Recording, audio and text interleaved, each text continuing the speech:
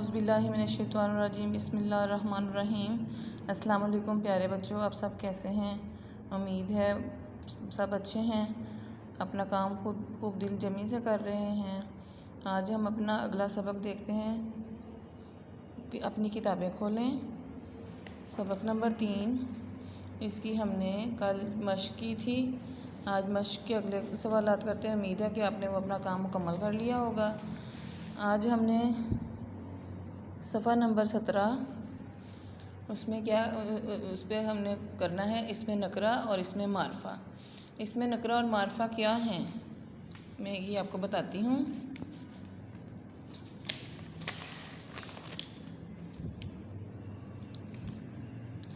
इसम नाम को बोलते हैं, ठीक है।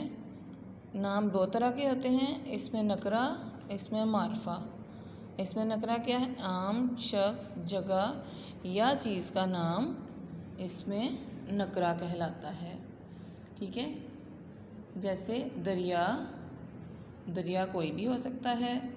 पहाड़, पहाड़ भी कोई भी हो सकता है। जंगल, बहुत से जंगल हो सकते हैं।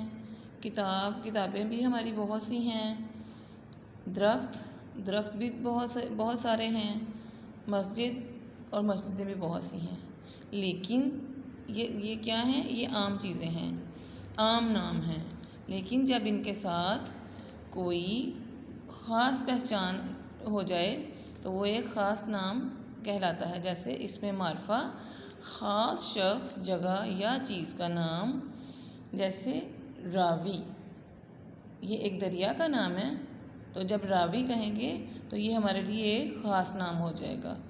केटू, ये एक पहाड़ का नाम है। जब इसको केटू का नाम दिया जाएगा तो ये एक ख़ास नाम यानी इसमें मारफा कहलाएगा। चांगा मंगा, ये एक जंगल है। कुरान मजीद, ये एक मुक़द्दस किताब है। पीपल, ये एक दरख्त का नाम है। बादशाही मस्जिद, ये एक मस्जिद का नाम है। देखा बच्चों, जब हमने इन्हीं चीज़ों को इनके नाम से पढ़ा, जैसे दरिया, पहाड़, जंगल, किताब, दरख्त, मस्जिद, जब हमने इन्हें ऐसे पढ़ा तो वो एक आम थे, आम चीज़ थी, यानी इसमें नकरा थे। इसमें हमें ये नहीं पता था कि कौन सा दरिया है, पहाड़ कौन सा है, जंगल कहाँ है, कौन सा है, किताब कौन सी है, दरख्त या मस्जिद कौन सी है। जब हमने इनके साथ इनकी पहचान के लिए इनके ख़ास नाम लगाए तो वो इसमें मारफा कहलाए और हमें उनकी अच्छे से समझ भी आई कि रावी, केटू, छांगा मांगा, कुरान मजीद, पीपल और बादशाही मस्जिद, ये इनके ख़ास नाम हैं, ठीक है।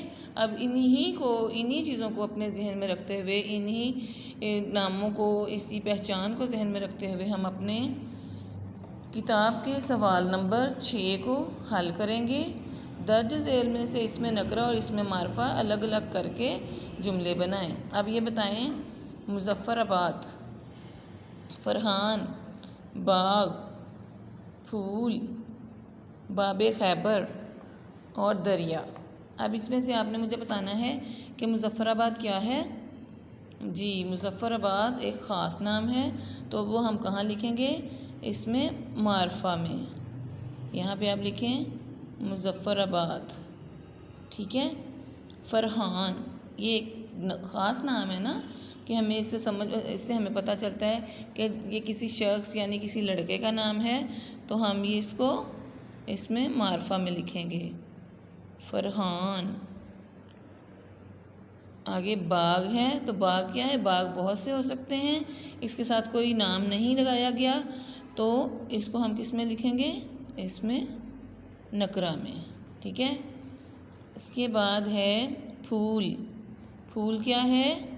जी, फूल इसमें नकरा। आप मेरे साथ साथ लिख रहे हैं ना? मेरे साथ साथ इसको लिखें किताब पे। बाबे खैबर, बाब का मतलब होता है दरवाज़ा। बाबे खैबर ये ख़ास नाम हुआ, तो इसको हम किस में लिखेंगे? इसमें मारफा में, बाबे खैबर। अब क्या रह पीछे है? दरिया। दरिया मैंने क्या बताया था, दरिया कहाँ आएगा? जी, इसमें नकरा में। अब आगे हमने इसके जुमले बनाने हैं। तो अब जुमला बनाएंगे, कोई सा भी बनाएंगे। बाग में रंग बिरंगे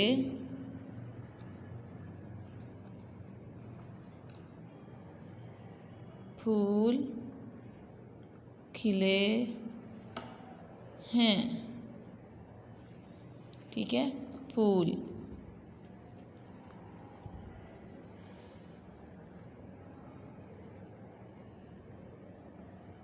फूल की खुशबू मुझे बहुत पसंद है। या आप कहेंगे गुलाब के फूल की खुशबू मुझे बहुत पसंद है। दरिया। जी, इसका क्या जुमला बनाएंगे?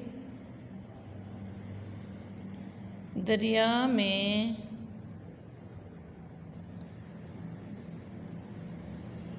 पानी की रफ्तार बहुत तेज़ थी। ठीक है, अब आगे है मुज़फ़्फ़राबाद। मुज़फ़्फ़राबाद। मेरे चचा का घर मुज़फ़्फ़राबाद में है। फरहान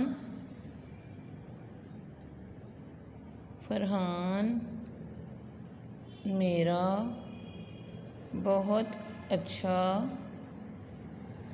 दोस्त है। बाबे खैबर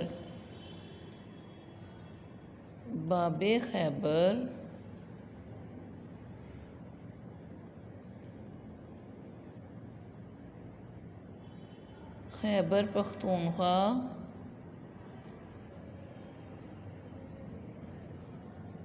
में वाक़े है। ठीक है, समझ आ गई आपको? आप इसके अलावा भी जुमले बना सकते हैं। अब आगे हमारा सब अगला है सफ़ा नंबर 18। अब हम पढ़ेंगे सवाल नंबर 7। दी हुई इबारत को दुरुस्त तलफ़्फ़ुज़ और रवानी से पढ़ें और दिए हुए सवालात के जवाब ज़ुबानी दें। जी, सदाकत और दयानत हमारे प्यारे नबी हज़रत मोहम्मद रसूलुल्लाह सल्लल्लाहु अलैहि वसल्लम की नुमायाँ सफ़ात थीं। इसलिए लोग आप सल्लल्लाहु अलैहि वसल्लम को सादिक और अमीन के लक़ब से पुकारते। आप सल्लल्लाहु अलैहि वसल्लम की सच्चाई और दयानतदारी को दोस्त दुश्मन सब तस्लीम करते। अबू जहल जैसा बड़ा दुश्मन इस्लाम भी ये कहने पर मजबूर था कि मैं आप सल्लल्लाहु अलैहि वसल्लम को झूठा नहीं कहता, लेकिन जो बात आप सल्लल्लाहु अलैहि वसल्लम कह रहे हैं मैं उसे मानने के लिए तैयार नहीं हूँ। आप सल्लल्लाहु अलैहि वसल्लम की दयानतदारी का ये आलम था कि कुफ़ारे मक्का सख्त दुश्मनी के बावजूद अपनी इमानतें आप सल्लल्लाहु अलैहि वसल्लम के पास रखवाते थे। अब हमने सवाल के जवाब उसमें से मार्क करने हैं। हज़रत मोहम्मद रसूलुल्लाह सल्लल्लाहु अलैहि वसल्लम की नुमायाँ सफ़ात क्या थीं? यहाँ से ये सदाकत और दयानत हमारे प्यारे नबी हज़रत मोहम्मद रसूलुल्लाह सल्लल्लाहु अलैहि वसल्लम की नुमायाँ सफ़ात थीं।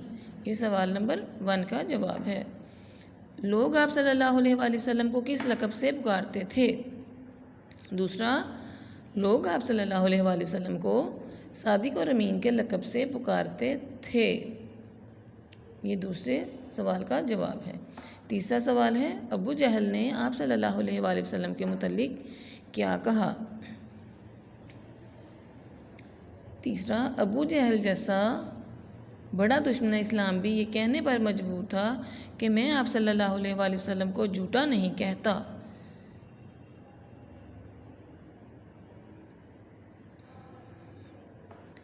ठीक है,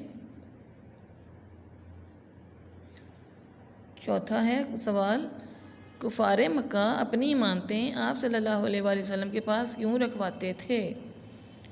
आप सल्लल्लाहु अलैहि वसल्लम की दयानतदारी का ये आलम था कि कुफ़ार मक्का सख्त दुश्मनी के बावजूद अपनी इमानतें आप सल्लल्लाहु अलैहि वसल्लम के पास रखवाते थे। ये है सवाल नंबर 4 का जवाब। आज के लिए इतना ही। आप अपना काम सारा मुकम्मल करें। ठीक है, खुदा हाफिज़, अपना ख्याल रखिएगा।